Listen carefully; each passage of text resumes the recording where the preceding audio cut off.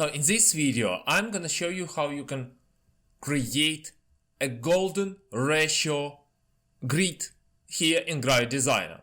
And we're gonna start with a square. So draw a square, grab the rectangle tool and draw a square. Select the square and head over to the transform panel. To bring up the transform panel, click on this button, transform. Then set the horizontal scale value to 61.8% and set the vertical scale value to 100%. So leave it as the default. Set the number of copies to 1 and click apply. Then connect these two side by side, and this is how you can create a golden ratio rectangle, this reciprocal rectangle. This is called gnomon and this is called reciprocal rectangle.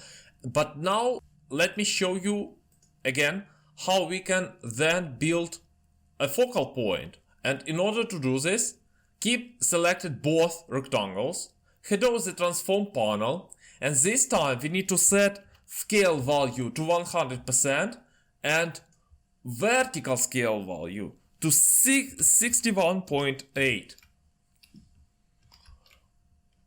Set the number of copies to 1 and click apply.